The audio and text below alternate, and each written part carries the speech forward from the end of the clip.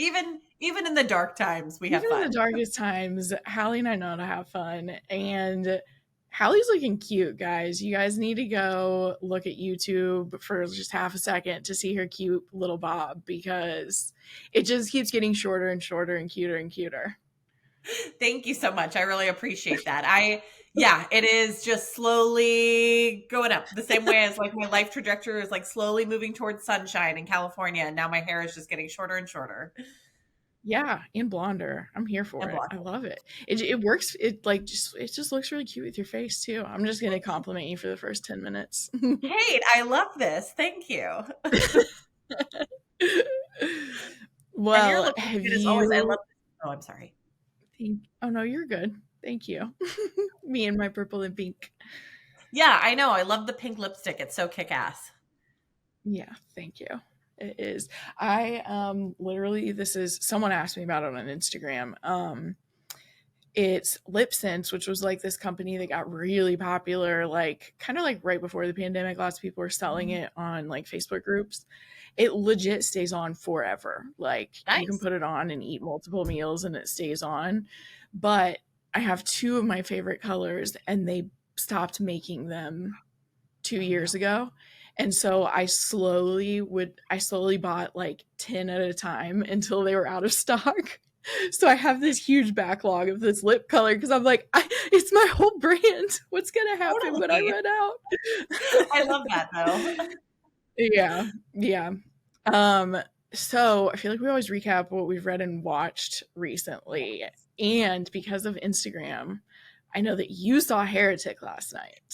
I did. I really liked it. I thought it was great. I am so here for Hugh Grant's villain era. Like, bring it on. Yes. And I'm not somebody who grew up with like a huge background in a church or in faith. You know, Mm-hmm. my dad threw on a couple Charlton Heston movies and was like, here you go. And like, my understanding of the Bible, I think we read stories from the Bible and interestingly enough, when I got to college, I feel like I analyzed the Bible from a literature standpoint because there's so much, especially in like Yeah. American literature, that like alludes to the Bible. So like that's honestly where like most of my like religious understanding comes from. Mm-hmm. So it was interesting for me, but I'm really curious about your take because I know you have a different experience with religion, I and I'm do. curious about like what the movie was like for you. Yeah. So, a couple of things. One, I have leaned into the fact that even solo, I can just talk forever. And so I did a whole Tell Me Lies season 2 recap a few weeks ago and talked for an hour and 47 minutes. And so I've been wanting to do more of these like long form things. So, like, this is me saying, I have so many notes on Heretic, and I really do want to do like a long form breakdown of it as well. I just haven't had the time yet. For So sure. hopefully that's going to happen at some point because, to your point, I did grow up in like high demand religion, I guess is what they kind of call it now. And so for me, there were so many things that were fascinating about it. So for anyone who hasn't seen the trailer at all, the really short gist that you need to know is two women who are part of the Latter-day Saints church or Mormon church. As we all know, they go like door to door, sometimes just anonymous or to anyone's. But Yeah. in this case, they have like these people they're checking off. So they go to this man, Mr. Reed's house, who's played by Hugh Grant in his villain era. And basically, they go inside and things are pretty immediately off. And so, even from the trailer, what you know is like now they're trapped in this house with him, and like, how are they going to get out? And it turns into him like asking all of these questions. Really, I think it's cool from your standpoint that you just said that too. These really like academic questions about religion and spirituality. And so, in that sense, like, he's the villain, and it plays out that way, like he is the villain. But I appreciated some of the like devil's advocate stuff or whatever that really is in there.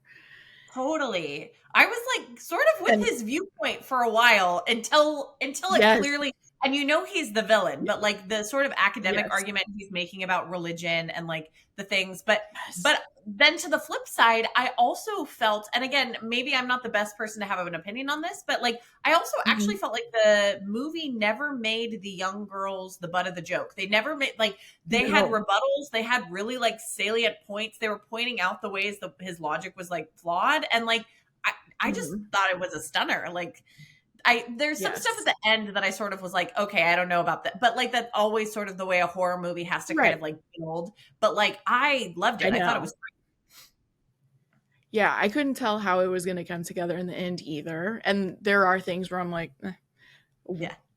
whatever. But that like that the yeah for without I'm making sure I don't do spoilers, but it's like kind of the first and the second act. You're not uh you could be following his logic, I guess, is literally just what I'm saying. And it was reminding me of a lot of questions that came up for me when I was younger as well. Mhm. um and I'm jumping around the spoilers in my head right now. I uh know. I think it's fascinating. This is something I can talk about because it doesn't really spoil the plot. But he highlights within the movie, he highlights that so many religions, because it's taking place in America, where, as I think we all know now, Christianity is really kind of coming back to the forefront, in my opinion. Not that it ever went completely away. There's a line early in the movie where they're talking about faith, and I believe it's Sister Barnes, who's played by Sophie Thatcher. I might have their names flipped, but the girl who's on Yellow Jackets, and such a good actress. And she basically is Yes. like, "We're so glad to hear that you're a man of faith because we feel like religion is not always centered." And I like turned to the friend that I would sit with, and I was like, a few things would argue What? with that. Like, I don't know that I feel that's true actually in America at this moment, but okay. Exactly. Yeah, Yeah. I felt the exact same way. I think I have that in my notes where I'm like, you don't feel like religion is centered? Okay. Which everyone's allowed to have their different experiences of the world, but it's not my experience. But one of the really, really interesting things that he talks about is how, and he's comparing a lot of things to Christianity or that realm of religions. Because that's the main one that's popular, essentially. So he's saying, but 1,000 years and 2,000 years and 5,000 years before Christ, there is the exact same like virgin gives birth to a god story.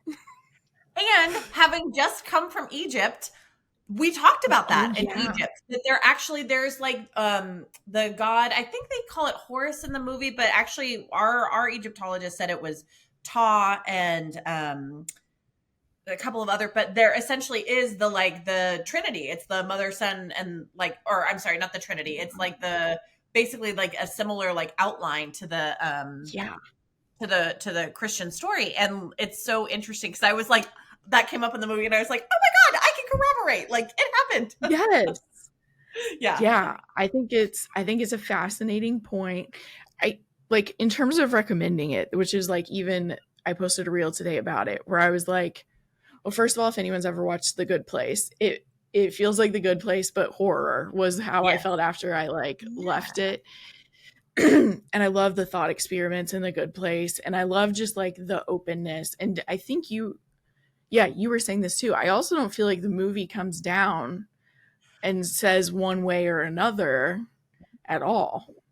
I don't think so either. Yeah, I don't, and I feel like Mhm. that wasn't they weren't ever making these women, and they weren't making the women's faith the butt of the joke, even though like as a secular Mhm. person, them going into this man's home, I was like, get no, just don't do it. But like the Yes. girls are really smart about it. Like they keep asking like, where's your wife? She has to be Yeah. present. Like they're noticing all the things. They do the smart things that you never see in a horror film, which is like, okay, we got to get out, who cares, like it's raining, I don't care, we got to go. And they Yeah. can't. But like I really appreciated that they were not the sort of like final girls trope of sort of like, we're just like Yes. blindly going into this. They like keep trying to get out of it. And it was Yeah. really interesting to me to see they basically have two different approaches. The Mhm. one who's a little Yes. bit more worldly is kind of pushing him and like arguing his faith. And Mhm. the other one is doing the thing that actually is really interesting, which is the sort of thing they tell you to do if you're caught by a predator, which is sort of make yourself small and like appease him. You're a big man, you're right. Like it was Mhm. really interesting, like, and just Yes. really well done, I thought. Yes. I loved the way they portrayed both of those things because it to exactly what you're saying though too, both approaches are admirable. And Mhm. neither of them are, she's not submitting to him because she actually agrees. She's just thinking, I've learned that, like, with men, like, I'll just agree and maybe this will make it go by faster. Right, I just got to get out of this situation alive, and like Yeah. this is what I need to do. Yeah, and it was interesting to see the way that like kind of a blend of those two approaches is like Yeah. no spoilers, cuz and actually I don't even Mhm. think I could say something that is a spoiler based on my train of thought, but like it's interesting to see how those two come to play in the situation, you know. I agree. I and also the way there's even a lot of shots. I was telling Tyler, I was like, I wanted to take pictures so bad. Mhm. Because as I've talked about on this podcast, I like to just go to like a showing that doesn't really even have many people, sit in the back, take Yeah. notes on my like black background notes. And I've been wanting to take pictures because like I see TikTokers who like will show stuff in their review, and I'm like, Mhm. okay, I'll do it. Like the one like time I tried to do it a few months ago, like I had turned the flash off and it turned on. And just, No. so I just don't trust it and I'm too scared to take Fair. pictures now. Fair. But Yeah. the cinematography, there's a lot. There's so much cool cinematography that Mhm. is putting like two parallel images in the center of a screen, or like two and two of things. I like this is not a good sentence, but what I'm trying to get to is I think it was also focusing on how much we want it to just be black and white. Right. In just like just two choices you can make. There are only two choices, Mhm. and I Belief think or the disbelief. movie Yeah. even does a really good job of kind of being like, we don't even know that. We don't know that that's what's for sure either. Totally, totally. Right. You're right. Cause we have the belief and disbelief, and he kind of draws them as Mhm. like being total like opposites, and like that there's no Yes. real shades of gray in between. And I Yeah. think that that's not untrue for certain segments Yeah. of the population and religious believers. But also, again, Sophie Thatcher has a line in there, which again is not a giveaway, where she's like, there's like a whole Mhm. spectrum of belief that you're sort of like just putting to the Yeah. side, which is like, honestly, I thought was interesting because that's sort of where I fall, which is like, I don't know that like, I don't know, like we don't necessarily need to get into all of that, but like I know. that between everything being true and nothing being true, and there's no in between any of that Uh-huh. is not Yeah. true in my experience of like anything in life, you know. Yes. Yes. So then two things from that are really interesting. One, I talked with Victor Mathos or Mythos. I think it's Victor Mathos yesterday about he has a thriller coming out called The Silent Watcher. Oh, cool. It is creepy as fuck. If you like legal thrillers with like serial killer thriller all in one. I think it Okay. comes out December 3rd. So I was talking to him, and so like at the same time that I saw Heretic, I was reading his book. And I'll have to send you some of the quotes because Yeah. they were, oh, it was so beautifully written the way he was exploring it. Actually, in a very similar way, just not, it wasn't the whole book wasn't just centered around it. So I brought up to him how he has a character, the detective Lazarus, he grew up in very, very high demand religion, more than mine. Sorry, guys, if I keep hiccuping. I had an Ollie pop.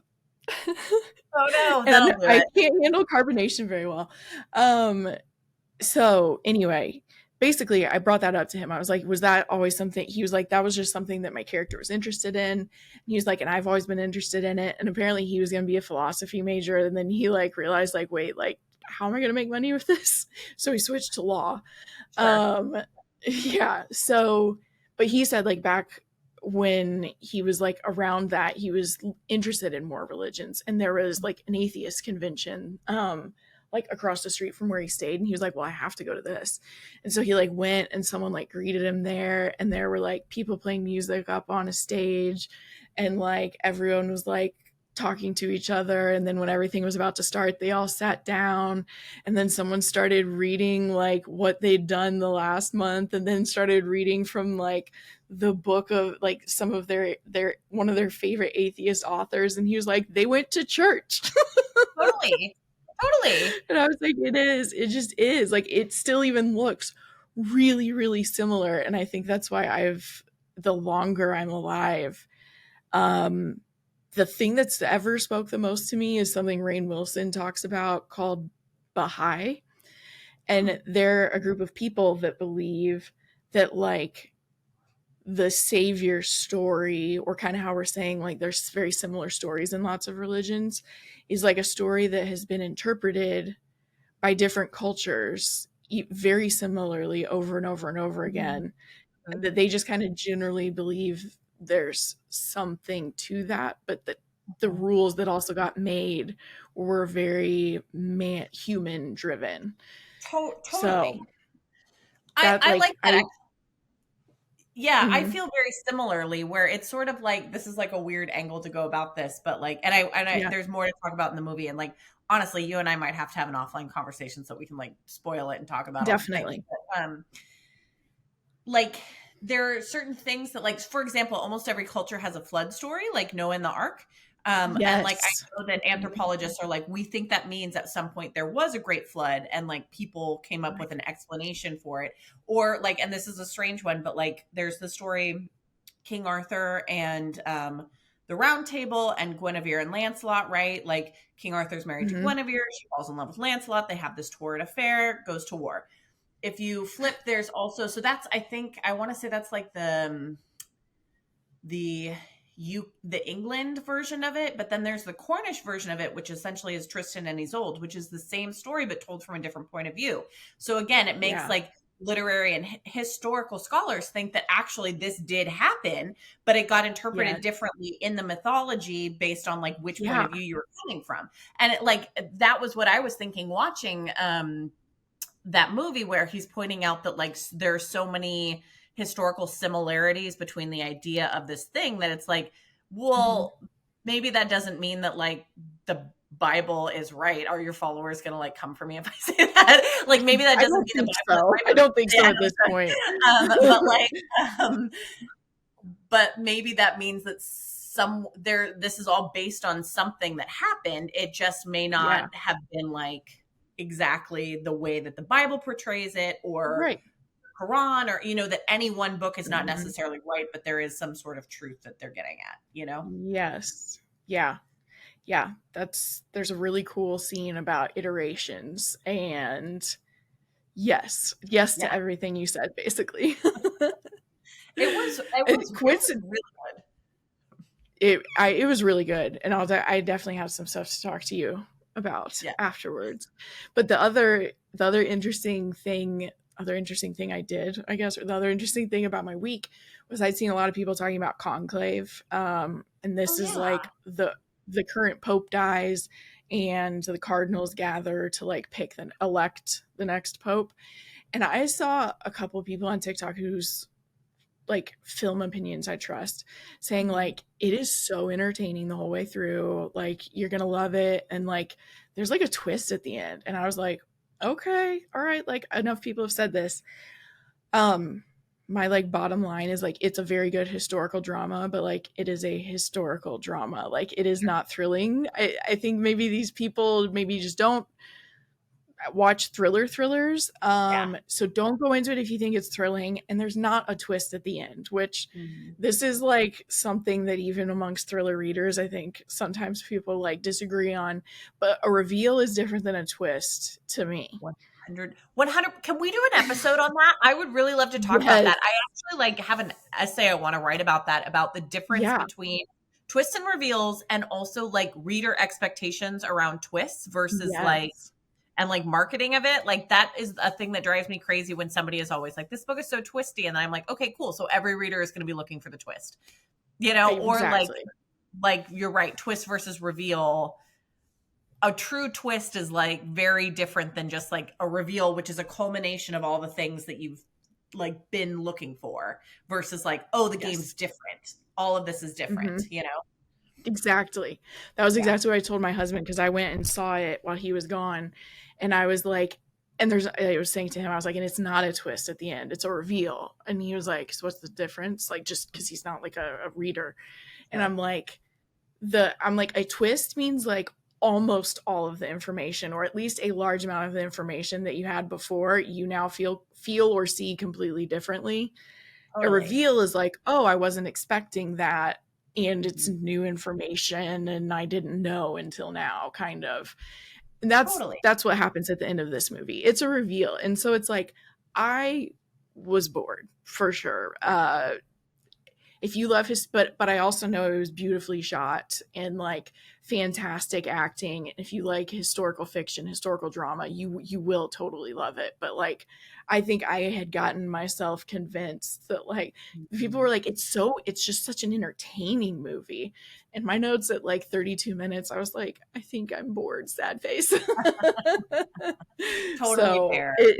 that's what that is. But amidst all of this conversation, there's kind of a really interesting line. I'm looking through my notes in Conclave where he basically, one of the characters basically says, may we never have a pope who doesn't have doubts. Mm. And it's like in relation to, because that's then how you have faith. Yeah. um so that kind of fits into all of it too, the whole belief versus disbelief. Even people who believe, really the more they have faith, and so it doesn't mean that every second they're even completely sure. So it was interesting seeing two movies like that this week. Totally, for sure. Something's in the air with faith. Something's in the air with popes too. Wasn't there like a TV show with Jude Law that was like the sexy young pope? I don't know that that was Yeah, the exact title, but in my heart, that's what it was. that was the So gist of I it. don't know. Yes. Hipsters are so hot right now. They're so in. So in. Did you watch Fleabag? I loved Fleabag, and I know exactly where you're going with it. And the Yeah, I hot know. priest is so hot. The hot priest is so hot. I Oh I my watched gosh. a Well, TikTok the other day that was like somebody taping their friend watching the hot priest kneel scene for the first time, and the girl just like turns to the camera with like this feral look in her eye, just like, and I was like, yeah, I know, me too. yeah, and like whatever scene it is. I mean, we're ruining it, but this show's been out for a while. Whatever. When he says something about like, do you think you actually want to kiss God? Like talking about how she's like partially attracted to him because of that, and he's like, do you think you actually? It's something like that. And like when I say it, it sounds goofy. And then when is it Jonathan Bailey? I think it is, right? No, it's not Jonathan No, Bailey. it's, I forget whose name. oh my gosh, why can't I think of his name? He was the guy in, Andrew something or other. Andrew Scott. yes. Yeah. Okay, there we go. Andrew Scott. When I say it, it sounds weird. When Andrew Scott says it, I'm like, do I want to kiss God? I know. Or there's that line where he's like, "Fuck you calling me father," like it doesn't turn you on just to say it. And every time I'm like, I feel like exposed in my home watching it. I'm like, okay. Yes. I feel the same Yes. way. Actually, have you watched the Baby Girl trailer with Nicole The Kidman? what? The Baby Girl trailer. I can't believe you just said that. I was about to bring that up. I was about to tell you that I like walked in on that preview because Uh-huh. I don't get there on time because our AMC literally does 20 minutes of previews, which is Yeah. fine if you don't go to the movies much, but it's like for me, Right. I'm just like I don't need it as much. So I got there like 10 minutes late, and I thought I had walked I knew this movie was coming out, but I thought I'd walked into like I'm like, is there a porn theater in this AMC right now? There's about to be on Christmas. Merry Christmas. I know. I Oh wish we God. lived close to each other. We could go spend Christmas together with Nicole and Harrison. We definitely would have to. We definitely would have to. And like, yeah, that one line where he says, like, I think you like to be told what to do. And he kind of has this like upward inflection on it. And I like every time he says it, I'm like, Jesus Christ. Like, It's insane. I know. Like, I'm fascinated. I'm fascinated Yeah. by what this movie is going to be like. Me too. I'm really curious. The trailer is like a really well cut trailer. Like I'm Yeah. hoping the movie is as like sleek and stylish and like Yeah. as good as the trailer is. Yeah. Yeah. I hope that my thing is like it's funny since people make the joke like, "Oh, I'm seeing it for the plot." But like Yeah. I actually need plot, unfortunately. So that's like my main thing when I see a trailer like that. I'm like, as long as there's still like a true plot happening, then I'll enjoy it. Fair. I've got Antonio Banderas and Harris Dickinson in it. I don't need plot. I'm set. I You're feel the good. same way You're about like, I'm on the Gladiator, other where side of it. I'm like, what's Oh my this about god, that's Rome? this Get out of weekend, here. right? You're getting your Rome into my Pedro Pascal. Like Oh my god, there's so many. Like there's Pedro Pascal, there's Paul Mescal, like there's Denzel Denzel. Washington. Oh, Did you yeah. hear him like mad that they cut a scene of him kissing a guy? I did hear that. And I'm like, release the director's cut, you cowards. Let's go. I know. One of my favorite creators, or no, I think it was Blakely Thornton, went on a whole rant about it. Just Amazing. look it up if you want. So Okay. if that seems like something you want to laugh at, Yeah, I because do. I was dying to his reaction. It was so funny. That's this weekend, right? Because Wicked Yes. and I Gladiator, they tried to make yes. like Glicked happen. Yeah, totally. Wicadiator. I don't know. Yeah. Are I know. you are Between you are Go you ahead. a musical theater girly? Yes, but like a basic one. Like I like Yeah. musicals, but I don't have like a deep knowledge of it. I have seen Wicked on stage, which Yeah. I loved. Um, and I'm excited about it. Cynthia Erivo is amazing, and Yes. Jonathan Bailey and Ariana Grande. Yeah. Here's where I'm anxious about this film, Wicked. Yeah. The fact that they're breaking it into two makes me worried it's going to be soggy. It makes me worried that Mhm. we're sort of milking a phenomenon to make more money in a way that doesn't necessarily serve the story. And I know that like Mhm. in a musical, there would be the like half mark break, and it probably is like 3.5 hours, which is probably a little too long to really get away with. But I'm also a Yep. little worried that we're going to go the opposite direction. It's going to feel bloated. You know what I mean? Yep. So interesting that you say that. I just listened to a podcast with actually Mackenzie Green, who has been on here previously as well. She got to go to a screening and the full cast was there too. Oh, I was like, wow. oh my God. And this is like her favorite, this is like her lane. So like Yeah. I was like so happy for her. Yeah, um seriously. her perspective, because someone she was talking with was like, why are we splitting it in half? Her perspective, one, she said it's a 2 hour and 40-minute movie, and like it felt like it was like 90 minutes for her. Oh, okay. And she has seen it on stage multiple times, or on Broadway as well. Um, and her main complaint is that she feels like the second act is rushed in the Mm, musical. So for her, she liked the idea of kind of separating out their time at school as like the yeah. beginning and then everything else in the rest. Mhm. So it's fascinating that you said that. I literally just heard her like explain this to someone. So that's how some people feel. But she also then went into, she was like, also you see the success of Barbie, and what does everyone say? Like, I want a sequel. I want a sequel. She's like, so I mean, they're planning to make a lot of money too. That's Totally, fair. totally. Of course they are, and that's why people tend to do. Like the Harry Potter, Deathly Hallows that became two movies, where it was Oh like, yeah. this is more or less a Oh, and cash grab. Twilight As too, much as I right? love Harry Potter and want to live in that world, like it's also like Hmm. very financially savvy. So I'm curious. Yeah. Yeah, I mean, I definitely am going to see it. Um, Yeah. we'll see. One of my like, I consider it a flaw because it's silly, but like when people break into song, I can't do it. And I'm so Right. happy for everyone who loves it. Like, let me be very clear, there's no judgment. Sure. But I it feels like secondhand embarrassment sometimes. Yeah, I do know what you mean about that. Like I actually just this last weekend saw Amelia Perez on Netflix. Oh Which yeah. is yeah, it's a musical. It's like they call it like a Narcos noir musical, so I was like, sure, up my alley. Yeah. And it was good and I liked it and I had a lot of story notes that I won't share because I don't want to ruin anything. Mhm. And I thought the cast did great. And some of the musical numbers hit better than others. Some of them, it was sort of Yeah. like, we're just singing to sing, and we're just talking, but we're singing. And I was just like, Yeah. okay, but then some of them Mhm. where I was like, yes, this is great. This is electric. But yeah, Yeah. it really, I'm with you. I like musicals and I like a lot of the classics, but I don't know. My capacity for it is not as high as some other people's As like either. large, yeah.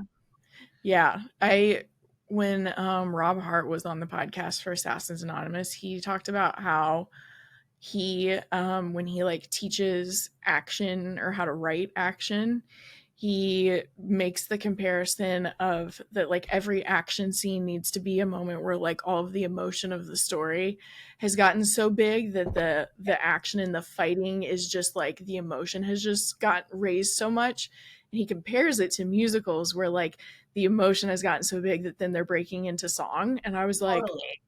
did you just make me feel like I should watch more musicals? No, totally. Like, right? Like in the best musicals, it's like a way to access the interiority of the character. Or like, say, take Yeah. Hamilton or something where it's like, even in the songs, they're telling you stuff about the character's personality. Like Hamilton and Angelica sing the fastest because they're the smartest and their brains move the fastest. And Aaron Mm, Burr sings in this really melodic, sort of like beautiful voice, but that's also because he's sort of the like oily, like getting next to you and trying to like get you to his side. Like they do all these smart things where they like mirror the that's character's cool. interiority like within the way that they like even sing, which I think is so cool. And like I'm such a nerd for stuff like Yeah. that. Yeah. I see. Now you're making me want to watch Hamilton. We'll see. I mean, I also am probably going to want to read every book you mentioned. So, Fair, fair. I know. Like when are we going to consume all the media that we want to? exactly. I know. I want to watch the Martha documentary too, and I still just haven't even seen that yet. Okay, I also watched that last weekend and it is great. It's great. Oh, Martha is my icon now, and not because I she's think she's nice. I think she's a bitch and a weirdo, but no. like in the best way. Yep. And like also Yep. like I don't expect men to be nice, who are successful, and yet somehow, but like Exactly. I was like, yes, I'm now a Martha Stan. Like, let's go. Yes. Yes. Okay. Yeah. I've been seeing clips on TikTok and I'm like, she is that bitch and I need to see this. There's so many epic moments where like my friend and I were watching it, and for like the first 30 seconds, like every for like the first half of the thing, every 30 seconds we'd be like, like it was just so, I don't know, it was great. Yeah. Oh, I'm excited to watch it because that I was telling Tyler this like the generation of women truly before me, or Yeah, even further before me, it's even more impressive to me those women who chose to like trailblaze in a certain direction because it was totally. so much harder and like Totally. not expected. And Not so expect yeah, Yeah, for sure. Yeah, I'm really curious about your take when you watch it. I thought it was great. yeah. I'm so excited.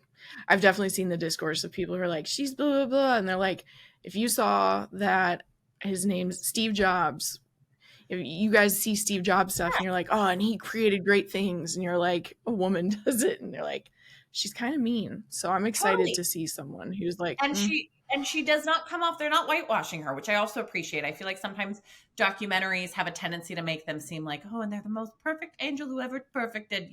And like she's not, yeah, but like also she was a boss bitch who got shit done. Like, and that's just who she yes, was. Yeah. yes, from the I should get say it's go. just not it. Yeah. I know. Yeah, I know. Now she's like BFFs with Snoop. I love it. Which it's amazing. And they go into how that happened, and it's like it's great. Yeah. Oh my gosh, I have to watch it tonight. See, Hmm. found more things that I need to watch. Yeah. Well, speaking of things like Martha being an anomaly, since women were not CEOs back then all the time, Yes. we're going to talk about some female rage thrillers. And you can use them for whatever they fit in your life right now. If for some reason, hard to name, some reason of like 72 million Americans or whatever, like 53% of white women, some reason you're really angry right now, these Yeah, might be cathartic. they can be very cathartic. Hmm. And they're always cathartic too, you know? Yes. Yeah. So there's I'm sure that they'll be part too. cathartic for years to come. Yeah, I'm sure. I don't think yeah, it's not like if Kamala was in office, we would be like, "Oh, it's all over." I know. True. True. But It would have felt better Yeah. for me Yeah, anyway. definitely felt better. Well, I'll start off with my first one because it kind of fits with the way that we're jumping off into Okay. it. This Girl's a Killer by Emma C. Wells is just like, it's so good. It's so good. But it was also kind of cool because I had an interview scheduled with her for the day after the election. And this Cathartic. book is a book about basically a female Dexter who she hunts predators, like specifically men who assault women, sexually assault women, children, all of that. So she hunts predators is the gist of this book. And Emma actually, I don't think she would care if I told this because we talked about it in the episode too. She emailed me and she was like, I don't know, like I might need to reschedule. And I was like, that's totally fine if you need to. And then like 5 minutes later, she was like, I just found out the book's a USA Today bestseller. And she was like, it became a bestseller on the or she said my book about a woman who fights predators became a bestseller on the day that we elected one. And she was like, so let's talk about it. And I was like, let's do it, I'm here for it. So it's fantastic. You've kind of all heard like the little gist of it, but here's the actual synopsis so I don't get into any spoiler territory. Meet Cordelia Black. Cordelia loves exactly 3 things: her chosen family, composed of her best friend Diane and her goddaughter, her hairdresser, worth every penny plus the tip, and killing bad men. By day, she's a successful pharmaceutical rep with a pristine reputation and a designer wardrobe. By night, she's culling South Louisiana of unscrupulous men, monsters who always seem to evade justice until they meet her. It's a complicated yet fulfilling life that requires complete and total control at all times. But when the evening news starts throwing around the word serial killer, pressure heightens for her in the South, and it's only exacerbated when Diane starts dating a man Cordelia isn't sure is a good person, someone who might unravel everything Cordelia has worked for. Oh, I loved this book so Amazing. much. Amazing. Her It's her voice or tone, like both of them, Mhm. it's just so fun. I haven't read it yet, but it's been on my radar for a while, and Yeah. I think it's going to be really cathartic to read. And I love to see that it's Yeah. getting such great reception. I love that she's having It success with is. it. Like, hell yeah. I know. It's just so good.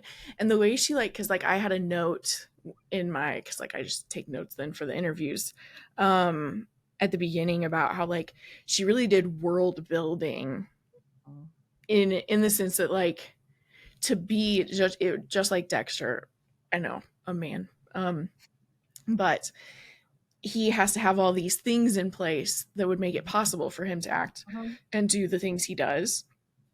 And so that's what I thought was really cool with this one too, is she has some really creative world building where like it was kind of reminding me how sometimes like vigilantes, it does kind of feel like a comic book that has like its own world essentially. I Yeah, really liked that part too. that's awesome. That's really cool.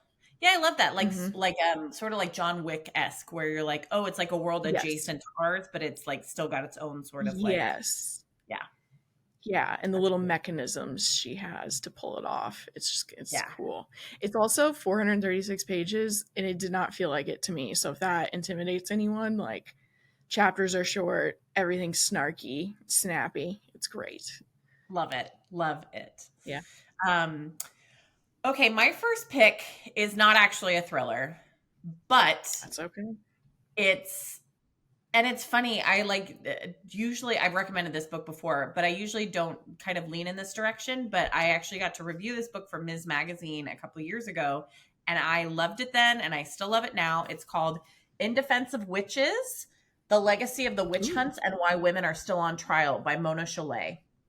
And it is wow. basically like a history of witches, basically kind of positing that like most people who were like hunted in the witch trials and most women who get like labeled witches are like women who make like systems outside of the patriarchy and like how threatening that Yes. is, and like the way that like there's internal knowing of different things has been squashed. And she does this great, she kind of breaks it into like 4 different chapters: one, a life of one's own; to wanting sterility, so like women who are witches because they don't want to have children, the dizzy heights, and then turning the world upside down. And there's a foreword by Carmen Maria Machado, who is like one of my all-time greats. I wrote stuff on almost every page of this book. Wow. It like pushed me to think harder and more strongly about so many different things. And it's like, for being a book that is like really kind of like theory, it reads like a novel. Like, and there's so many interesting stories in here tied in about, like, for example, like the way women were called witches when they were midwives, because like knowledge that had been passed down for hundreds of years were like, here are things you should do, like wash your hands before you deliver a baby. But that was before we had germ theory. So like all of these women are like witches for knowing this, and like actually they're doing it wrong and all this different stuff when they in fact weren't. And like that's why the maternal rate was like better if you worked with a midwife than a doctor, and like all this different stuff about the way that like, because a woman came up with it, because there were these systems of like intergenerational knowledge, like, oh, it's witchcraft. And I was like, read it and was just like on fire with rage. And it's a good book for this moment, I would say. Yes, it is. That is one. I went on an Outlander kick a while ago when it came to Netflix. But it's reminding me of that too. Like the gist of that is like a woman from, I don't know what her home year is, like 1940s, I think. Yeah, it's right after World War II, if I remember correctly, because I think her husband has been away at World War II and he's coming back. Yes. Yeah. She basically ends up in the 1600s. Wow, I can't remember, the 1700s. Somewhere in the, I don't know, one of them kilty times. Is that? Yeah, one of those great times. She ends in Scotland, and whew, boy, is it worth it to be there because of the name that I can't think of, but the man she falls in love with is fantastic. But Jamie? Sam Hewitt? Yes. Yeah. Well, it's Jamie. Oh my God. Not a thriller, but if you really like adventure and romance and a lot of dark drama. And like female-driven sex scenes, which I think is really cool. There's like, what I remember is there being like a big emphasis on like female pleasure and like, because in this case, he's a virgin when he marries her. And so you see a very different dynamic than we normally see. But she's a doctor in her 200 years in the present or in the future. And so everyone immediately assumes she's a witch in those times because she like knows some of these things. So it's just like, it's crazy. This is making me think of how women used to like have to publish that stuff under like a man's name for people to believe it like was helpful. Like, whew. Yeah, highly recommend. You'll come out of this book being like, oh my God, like just about everything. Yeah, it's great. Yeah, I am totally gonna, I just discovered, in case anyone else has Spotify, there is an extremely extensive catalog of audiobooks that are just free if you have Spotify Premium. I feel like I might listen to this one on my dog walks on Spotify. You definitely should. It's good. And let me know what you think. I loved this book. Yeah. I'm going to tell you the one that I started later. I started an audiobook today, but I'm not trying to get us completely off topic.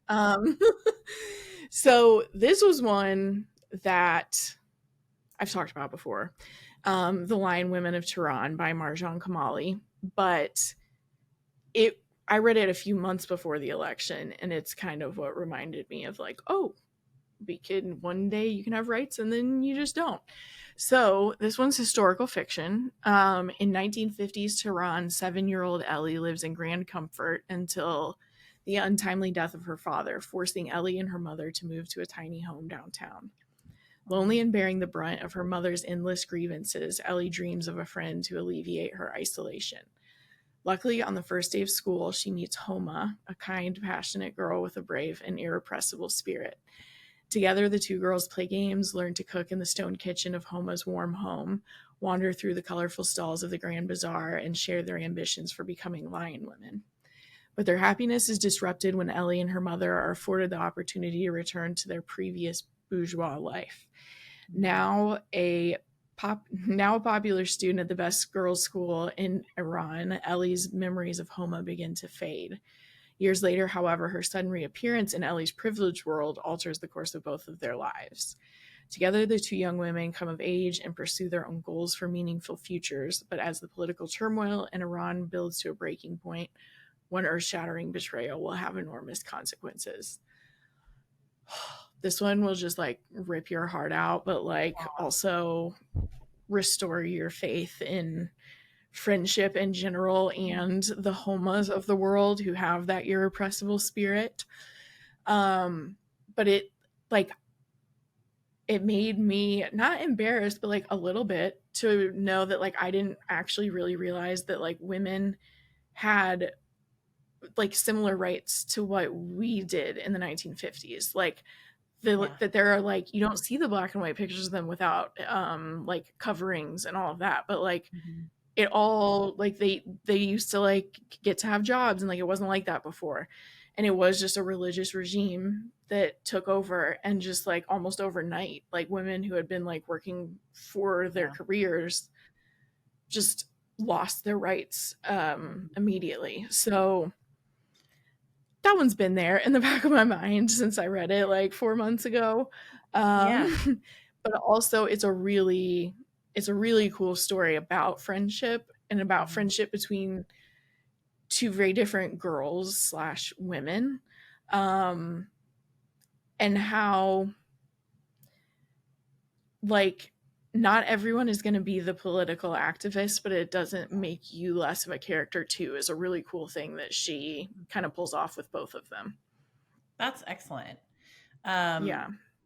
I think you're right. I think that's like scarily more relevant now than ever, because I think we all like to think like, oh, we've established certain things, but like that doesn't mean that they can't be rolled back. And I did know that about Iran because one of my good friends is married to a man whose family moved from Iran after some of this, you know, and it just is really crazy to imagine like overnight you could just be like, well, nope, guess not, you know.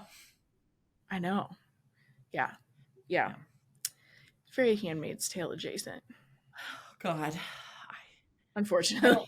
I know. And I'm like, I'm wearing red today. I shouldn't have done that. You are. Oh, God. At least I'm not wearing teal. There we go. Yeah. I got to read The Lion Women of Tehran. That I would be right up my alley. It is very good. Yeah. Yeah, she's really cool. Yeah. My next pick is one many people will probably be familiar with. It is They Never Learn by Lane Fargo, which is also the story of, much like This Girl's a Killer, it's the story of a woman, Scarlett Clark, who is a professor at a university who every year, she's a serial killer. And every year she's like, I get one bad man to kill. But then she kind of gets a little greedy and winds up killing more than one, and people start to become aware of the fact that there might be a predator in their midst. And it's also the story of a young woman in college named Carly, and sort of like what she's dealing with on the flip side as a student. And it is a great female rage read. It could also be called Good for Her, you know. Like I was going to bring that up too. Yeah. It's great. It's great. Yeah, it really is. I was thinking about that when we were getting ready for, or when I was getting ready for this episode. I was like, it also is the Good for Her genre, because bonus movie rec I'm going to throw in here. Blink Twice is one of the best Good for Her moments I've seen in a while in a movie. So that's my movie interjection for this genre, basically. But yeah, Good for Her ones are they're gratifying to watch.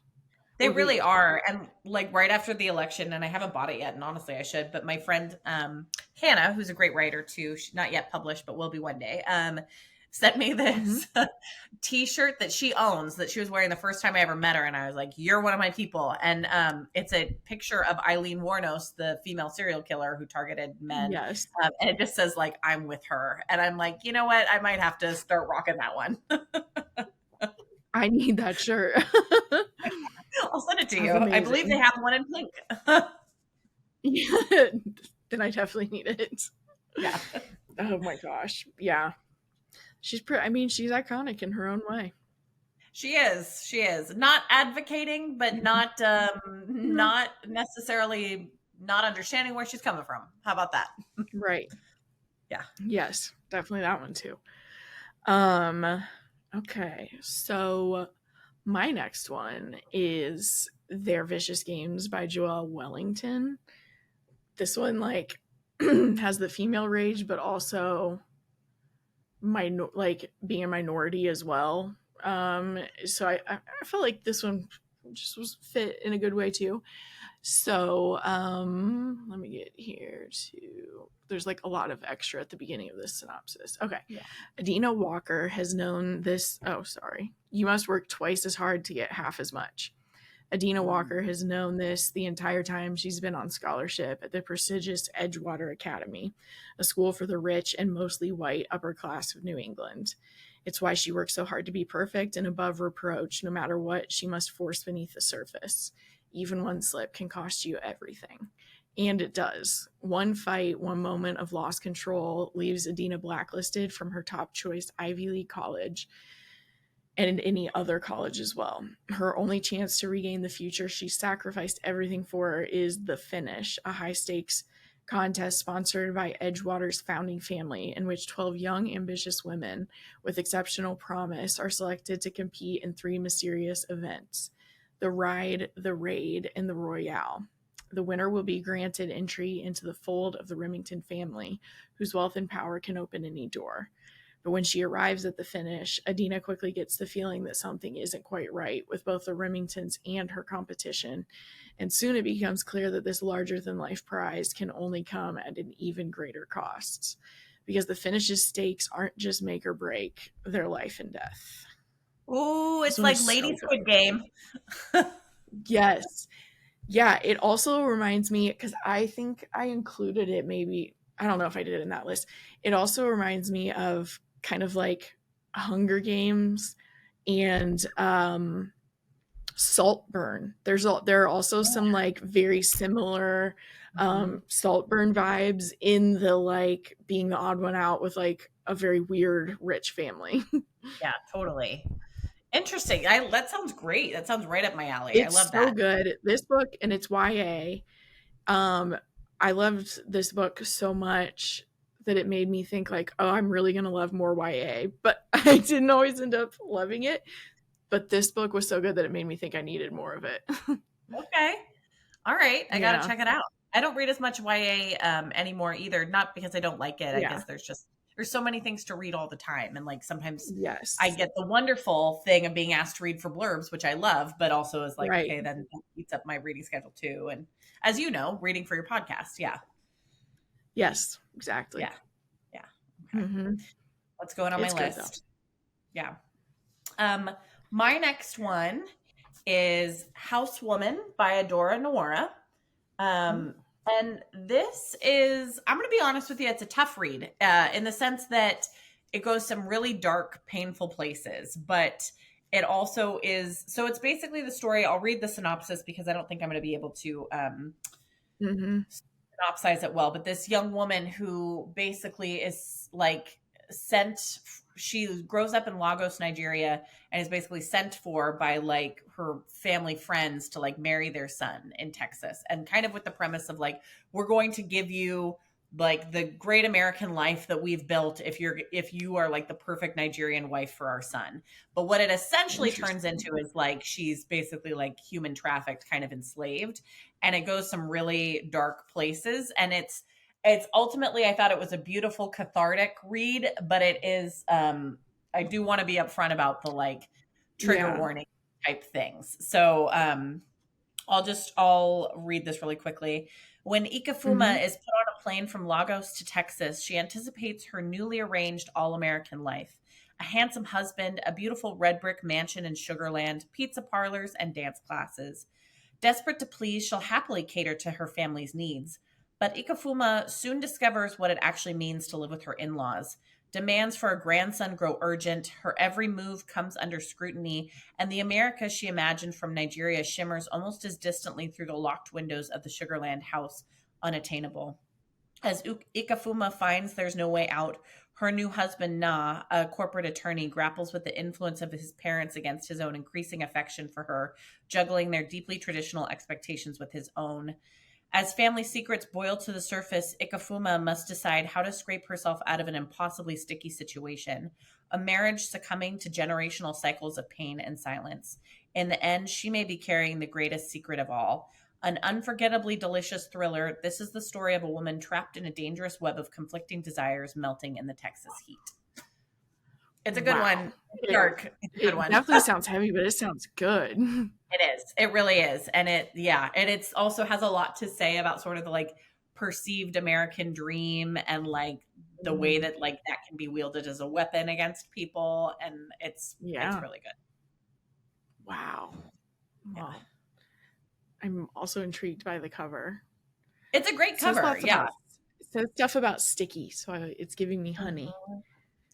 Honey, and it's like wallpaper sort of. Wallpaper? And like, yeah. Man. Well, time for me to become independently wealthy through Bookwild so that I can just read it all. Right? Isn't that the goal? Like, yes. Just enough time to read forever. It is. Well, actually, I do have a segue because this cover has some also beautiful yellow orange tones. Her Name is Night by Yasmin Ongo. I will never stop talking about this, and you guys will just have to always hear about it. But this is one of my favorite spy. She's an assassin, so like assassin thriller series. I actually got her books are like right here, the whole trilogy right here. As part of my like book birthday haul because I was like, I have to have these. So this has been one of my favorite series for a really long time. And this is the first book. Stolen from her Ghanaian village as a child, Nina Knight has plenty of motives to kill. Now an elite assassin for a powerful business syndicate called the Tribe, she gets plenty of chances. But while on assignment in Miami, Nina ends up saving a life, not taking one. She emerges from the experience a changed woman, finally hopeful for a life beyond rage and revenge. Tasked with killing a man she's come to respect, Nina struggles to reconcile her loyalty to the Tribe with her new purpose. Meanwhile, she learns a new Tribe council member is the man who raised her village, murdered her family, and sold her into captivity. Nina can't resist the temptation of vengeance, and she doesn't want to. Before she can reclaim her life, she must leverage everything she has and everything she is to take him down and end the cycle of bloodshed for good. Actually, there really were some segues here too. Yeah, I love that. Yeah, very. Because also I should say like, she's sexually trafficked. So another trigger warning there. In this case, there are some really, really dark scenes. But just like really rich relationships and like nonstop action and revenge. So I love it. Sounds like it needs to be a TV show, to be honest with you. It does. I know someone got the rights for it. Oh, good. But I don't know if anything's happened. I know. Yeah. No, you never know. It would be great. Yeah. Oh, that sounds like a good one. I need to read that. Yeah, it's on my list too. They're so good. I'm kind of sad that they're done, but like I get it. Yeah. Can't write all the same thing forever, for sure. Yeah. Okay, my next one is a slightly different direction. It's thriller, but it's not quite as like some of mine. Like some of the ones we've been talking about are kind of like kick-ass thriller. This is more like working. You'll see. It's Smile and Look Pretty by Amanda Pellegrino. Okay. Which is basically, and I'll read the back too. It's about like 4 assistants who work in different kind of like, what do they call them? Passion industries. Like publishing is one, film is another, which basically means the things that people are like really passionate about and want to work in, which often comes with like low paycheck and abusive behavior if it's not well regulated. Yeah. So it's these 4 young women in New York pursuing their dreams, who basically are like treated like crap by their bosses and kind of come up with a way to sort of like reclaim their own power. So best friends Kate, Lauren, Olivia, and Max are overworked and underpaid assistants to some of the most powerful people in the entertainment industries. Like the assistants who came before them, the women know they have to pay their dues and abide the demeaning tasks and verbal abuse from their bosses in order to climb the ladders to their dream jobs. But as they are passed over for promotions and the toxic office environments reach a breaking point, the women secretly start an anonymous blog detailing their experiences, which snowballs into hundreds of others coming forward with stories of their own. Confronted with newfound viral fame and the possibilities of their identities being revealed, the assistants have to contend with the life-changing consequences of speaking out against those who refuse to share the power. And it's like, Very, it feels Me Too. exactly very Me Too, very of the moment, sort of like in the ways that like if there aren't systems to protect you, people will come up with systems themselves, which may be imperfect but are kind of like the best, like what are like the shitty do list in media, right? Like where it was like, this isn't better than saying like people can't act like this, but it's at least something so that women know to like avoid these people. And it's kind of like a deep exploration of like, what about that? And like, what if that's both a way to reclaim power, but also, could take you down with it. Right. Yeah. That kind of reminds me of a concept in narcissistic relationships called reactive abuse, where like they treat you so poorly and keep pushing certain buttons enough that like you kind of explode back, and then they're like, you're abusing me. And so it's this way for them to be like, well, now you're acting bad. And you're like, yeah, but you got us here. So it kind of reminds me of that concept. Totally. Like if there were better systems, I wouldn't have to do this, but this is where we're at. Exactly. So, yeah. Fascinating. And I love the cover. Yeah, it's a great cover. It's a great book. It's a really good one. Well, cover wise, I have a great segue because for people who aren't looking at the cover, this has like a blonde woman like putting on really pretty bright red lipstick. Hurt for Me by Heather Levy has a very similar similar cover with the red lipstick. And again, this one has some dark trigger warnings that I'll get to. It might be in the synopsis. Ray Dixon is lucky to be alive. 15 years ago, she survived being trafficked and abused and escaped her captors to reclaim her life. Now she's running a thriving business with her best friend and raising a teenage daughter on her own. Ray's finally in control, literally. As Mistress V, Ray is the one calling the shots, catering to Oklahoma City's elite in her private dungeon, which fronts as a spa. But when a client goes missing, Ray's world spins out of control. Detective Dayton Clearwater shows up at the spa, sparking panic when he asks questions that risk exposing Ray's true business. After several young women from her underground community disappear too, Ray spots a chillingly familiar pattern. Together, she and Detective Clearwater must find answers before more lives are destroyed, including those they love. Yes. This one is so good. It's so like such a good thriller itself, and then it's also very sexy, but also very dark. Also deals with like sex trafficking and the horrors of that. Totally. And like all of those three things are like Heather's basically. Like she is such a smart thriller writer. She has such great pacing. She writes so well about like human darkness, but then she also has this like really interesting, like in this book and also Walking Through Needles, there's this sort of like BDSM thing that's explored that's like tied to the darkness, but is itself not necessarily dark. It can actually be very empowering, and like the way that women sort of navigate that tension between like, I'm being treated like a victim in this way, and like I find my power in these other ways. And it's so good. And you're right, it's so interesting because it is a book about sex trafficking and a lot of it, and it's also sexy as fuck. Like not the sex trafficking itself, but like the other things that she brings into it. It's so good. Yep. Yeah. It's so good. I loved it so much. Yeah, I know. Me too. Yeah. I'm so excited for This Violent Heart. I just got my copy of it. Yes. Yeah. I know I haven't read it yet, but I have a widget for it and I can't wait to read it. I loved Hurt for Me so much that I did her book launch with her virtually, and I was in Paris at the time. So I got up at 2 a.m. and was like, I'm awake. I can be here for this. Oh, that is so cool. It was awesome. Oh my gosh, I love that. Yeah, I know. She's just so cool. I love she her. is cool. She's super cool. Yeah. Yeah. Iconic. Um, okay, my next Yes. one, oh sorry, is also has some very sexy moments that also, like, given the subject matter, should maybe not be sexy, but like is. It's A Certain Hunger Mm-hmm. by Chelsea G. Summers. This book has made the book talk Okay. rounds, so you might have seen it. It came out, I actually think it came out the same Mm. day as my first the Lady Upstairs.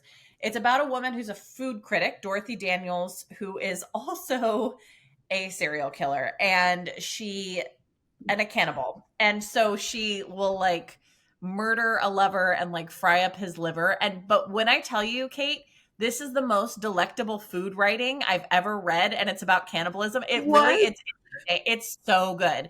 So I'm going to read the whole synopsis just because it'll do a better job. But like, food critic Dorothy Daniels loves what she does. Discerning, meticulous, and very, very smart, Dorothy's clear mastery of the culinary arts makes it likely that she could, on any given night, whip up a more inspired dish than any one of the chefs she writes about.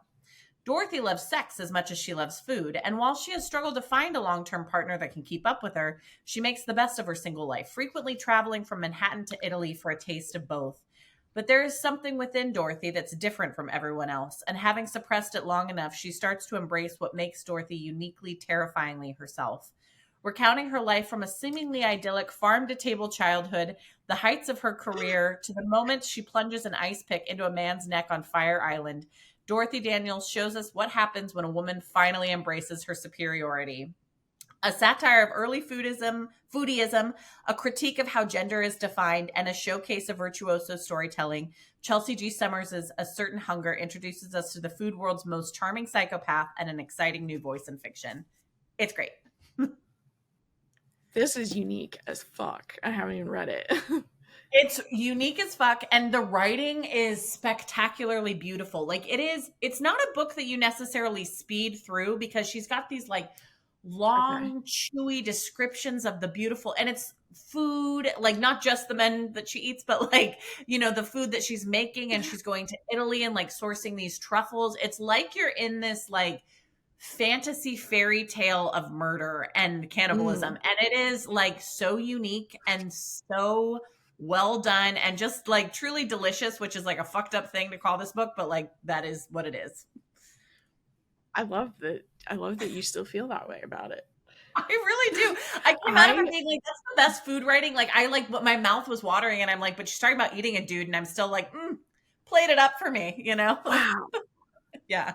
I'm notoriously a baby about cannibalism and I can't figure out why. Like, why is that what just like sends me over the gaggy Well, edge? because it's like completely unnatural. Like, I actually think your reaction Well, is yeah, very you're much, right. You're right. yeah, no. But You're right. I would, It's good that I'm not like excited yeah, about it, I guess. you're not like pizza or human flesh tonight. Who's to say? Oh Toss up. my But gosh. like, if you can get past that, which maybe not, but like it really is, it's a beautiful book. I'm intrigued. Yeah. Yeah, I read a book recently where cannibalism started to come into it and I was like, man, am I going to have to stop? But it was like still not the whole plot and I was like, okay, I made it through it. It was watching it in a movie one time, admittedly while I was peeking on an edible, like just fucked me up so much watching someone like eating someone's thigh muscle. I was like, oh my god. Yeah, I think books fair, I can fair. maybe handle it a little better. Yeah, I get that. No, I think Yeah, that's fair and normal and like the healthy reaction, but I love that book. right. The cover is fascinating too. It's a I'm good one. very intrigued by this. Yeah. Well, mine my next one is just called Lay Your Body Down. Is what Oh, I is my love that book. transition. Yes, by Amy Suter Clark. It has one of the best good for her moments at the end. Just one of my all-time favorite good for her moments. But a young woman returns to her rural Minnesota hometown where a radical evangelical pastor has poisoned everyone's minds and may be covering up a murder. After Del Walker fled her small hometown and its cult-like church, she vowed to never return. The man she loved, Lars, left her to marry the local golden girl, Eve, and their romance is now the focus of Eve's viral blog espousing the pastor's conservative philosophy about women and marriage. But 6 years later, Lars is suddenly killed, and she's convinced it couldn't have been an accident. When Dell returns to her hometown for the funeral, she discovers the now megachurch in the insidious patriarchal teachings of Pastor Rick Franklin has grown not only in size but in influence.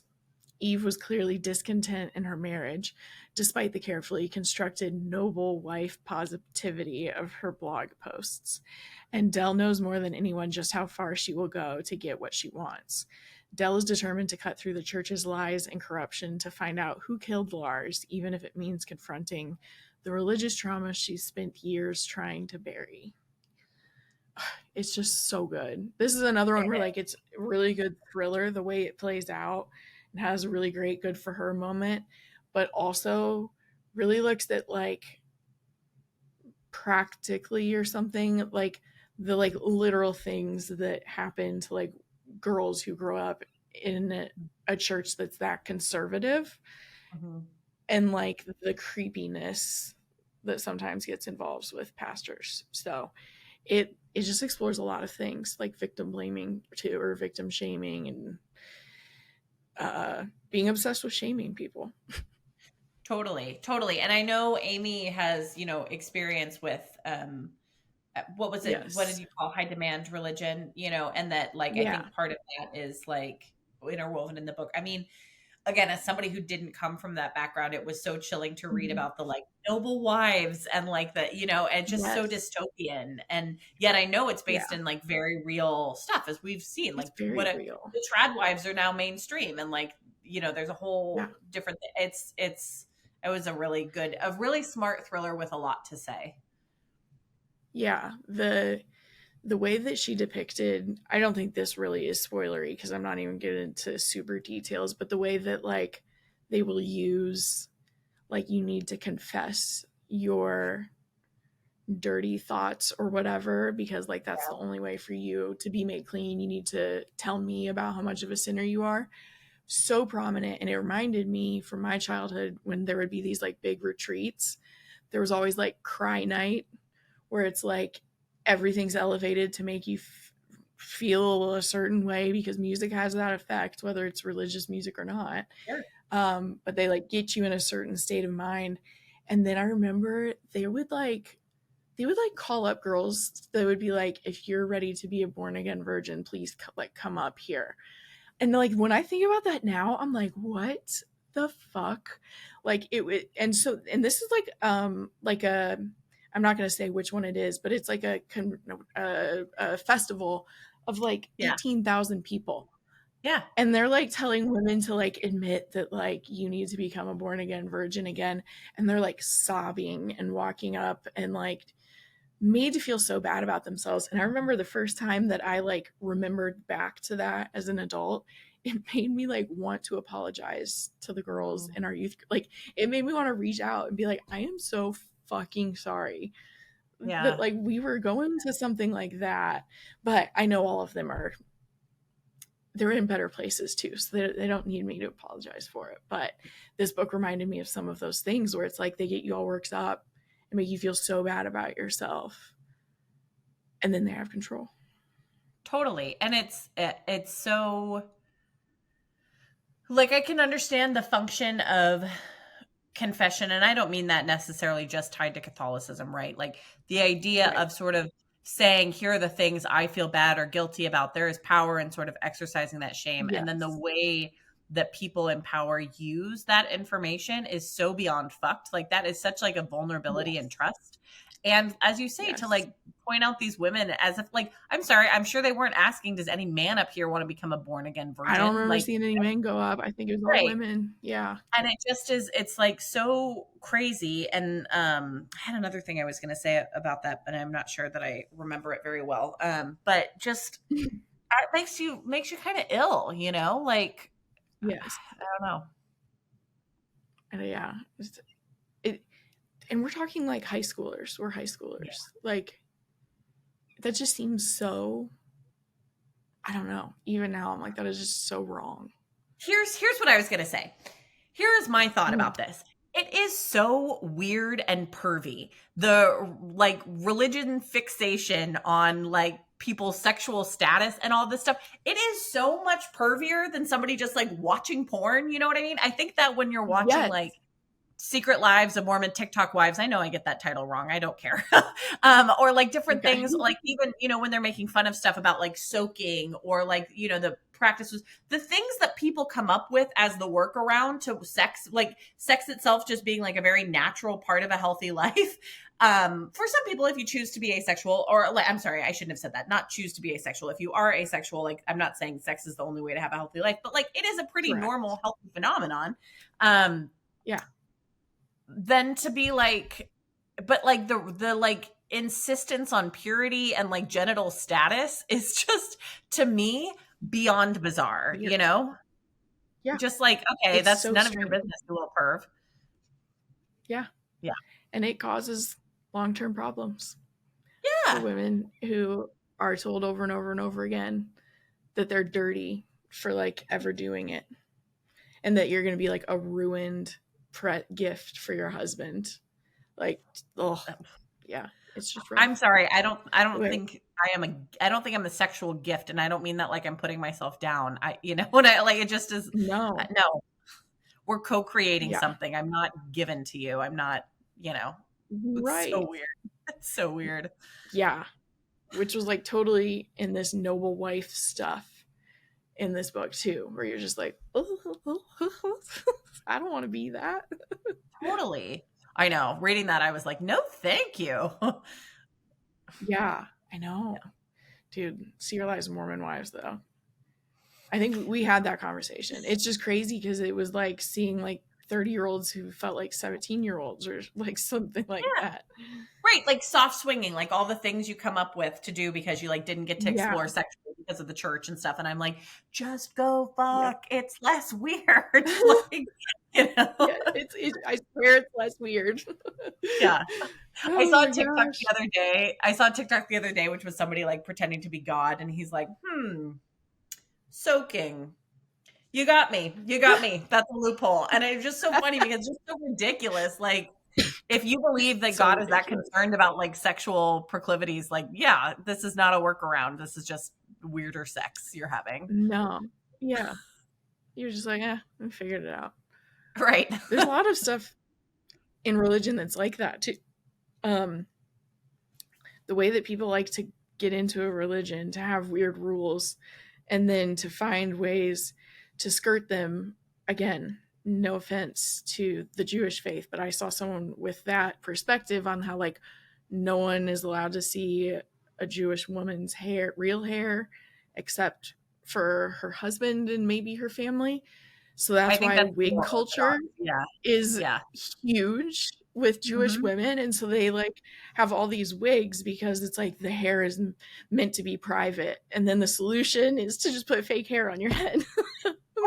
Totally. Which is so interesting. And I think, to be fair, I think that's the more orthodox. I don't think that's like Yes. all, Yes. my friends who are No. Jewish are doing that, but like, but again, you're right, because it's like, yeah, but that's just hair. You Yeah. made like so many left turns. It's now a right turn, like Yeah, it's the same exactly. thing. They're like, but it's not my real hair. It's like, okay. Yeah, Yeah. it is the more orthodox. I can't remember who the woman's name is. She had a Netflix show. Oh, Yes, I it's know gonna what you're take me talking forever, about. but Yeah. that's where I learned about it. Yeah. Yeah. They were Which, was it called again, Unorthodox? I think it is. I think it's called unorthodox. You're right. Yeah. And Mhm. I believe in people's right to choose like however they want to express themselves in Totally. religion too. And like wearing the hijab is like, if you feel empowered to do that, I think Yeah. that's great. I think it's just some of the weird, Yes. and again, weird is like perhaps more of a judgmental term, but like the like you said, the workarounds people come up with the Yeah. rules, where you're sort of like, but aren't we just back to the same thing? Like we just Yes. did it as Yes. like a longer route to the same thing, Mm-hmm. Yeah, I agree. Yeah. Anyway, Church on of that King note, Halley today. yeah. I know, seriously. This is our like anti-religion episode, or like maybe not anti-religion, but like religion questioning Not episode. really. Yeah. Yeah. Yeah. Okay, my next one is Out by Natsuo Karino. And this is a book set in Tokyo, and it is about these women who work the night shift at a factory, and one of them has an abusive husband and winds up killing him and kind of needing the help of the other women to get away with it. And it like, and then that kind of crime pulls them deeper into like the Tokyo underworld and has all these consequences that they didn't foresee. And I'll be honest with you, there are parts of this that were a tough read for me. There's some like sexual violence that I was sort of like, I kind of wish that didn't happen. But it is a really interesting look into also another culture and like sort of the way that like gender mores are being broken, and like the sisterhood at the center was very compelling to me, and the way that these women kind of come That's together cool. to get rid of this bad men and then like deal with it in their different ways. Yeah, this sounds good. Yeah, I mean, it is dark and good. for sure dark. Yes. I love this cover too. I'm distracted. It's a great cover. It's very like confronting, you know? Yes. Yeah. She's like staring down the camera. Yeah. Or the reader. The reader, yeah, totally. Well, adding this one to my list now too. It almost had, I think it's, you were saying kind of like the sisterhood at the center of it. That's what pulls the Lying Women of Tehran through too, is like you're still feeling that part, and and it helps you get through the bleakness. Totally. Yeah. Which is how we want it all to be. So this is interesting. Okay, so the next one I'm going to talk about, I was about to say doesn't come out until next year, but I still wanted to talk about it. But oddly, like Goodreads simultaneously says first published September 8th, 2022, and also says expected April 22nd, 2025, which is what I thought. So maybe this book exists in the non-US already, but I'm excited to read it. Oh yeah, it says Danish author. Okay. I'm excited to read it because I got it on NetGalley and it definitely fits the vibe. It's 11%. I think I said that already. An inverse of The Handmaid's Tale asks, what if women took over the world? It is the new time. I know. I was like, okay, request. Yeah, totally. But I kicked my little boy because he's actually being quiet and didn't know he was there. It is the new time, a time not so different from ours, except that the men are gone. All but 11%, that is, the minimum required to avoid inbreeding. But they are safely under lock and key in spa centers for women's pleasure. I'm so glad I talked about it, even though it's not out yet. Trained by Amazons to fulfill all of their desires and procreation. A few women protest that the males should be treated better, more space, better food, but all agree that testosterone just cannot be allowed to go free. The old patriarchal cities are crumbling, becoming overgrown. Women don't blow things up. People now live in round houses in round communities, but if you prefer the slum, that's okay too. Religion has survived, sort of. Women priestesses speak in tongues inspired by snake venom as apples are passed around to the congregation. 4 different lives intersect. Medea, a tiny long-haired witch and snake whisperer. Wicca, a young priestess who excelled at the self-pleasuring curriculum in school and has lost her pregnant lover. Ava, a doctor working in the spa center, and Silence, who lives in an almost abandoned convent. Each has a secret, and one is not what she seems. There's a lot going on. So you're saying this author has written a utopia? Basically. Perfect. Yeah, 11%. Can't wait to make Pedro Pascal change his name to be Of Halley. Right? I love that. Oh my god, Of Halley. Great. Yes. It sounds so good. I was like, this, I'm gonna enjoy it. But I also, okay, all our jokes aside too, I also am fascinated by the concept that it's gonna have this question of like, but are we treating them poorly? So it's like, Totally. I think it's still going to, I would assume, explore what equality, like is equality Yeah. possible, that kind of stuff. And power imbalances and like, right. Like the Yeah. question of like, if women were in charge of if there was a matriarchal supremacy, like would it be a more fair society in general or just more fair to women? And like I think that's an interesting question. Yes. But also like fuck it, I want it either way. Exactly, exactly. We've read and lived in the world of men. Let's just Yeah, read the opposite. done with that. That sounds Yeah, amazing. I know. From Marin Uthaug. It's Marenuthaug. It does say she's Danish, so Okay. it probably came Marin, I'm out sorry, can you say that again? there first. Utaahug? Uthaug. Okay, perfect. Oh my Um gosh, you even said "Come for me, Denmark" at the beginning of the episode, didn't you? I did. Wow, are we prophets? Are we like prophetic? I think so because this has been published in Denmark. I stand by it. I stand by it. Ready Yeah, for a I do benevolent too. takeover. We are Oh meant my, to read this. yes, I think so. Oh my God, this Hmm. looks great. I just pulled up the cover too. It looks Oh, amazing. I know. The cover also got me. Yeah, me too. I know. So good. Hey, Harley. I had just one more I was going to pop Okay. in there, and it's a I don't normally do this, but since we're talking female rage books, I am going to plug my own, The Lady Upstairs, which was born out of my I own almost particular did that. I almost said yours. I was like, yes, do and it. yeah, and it's the story of for anyone who doesn't know, it's the story of a woman named Jo who works at a business with her best friend and her sometime lover Robert. Well, best friend Lou, sometime lover Robert, and they basically are Robert Jackal.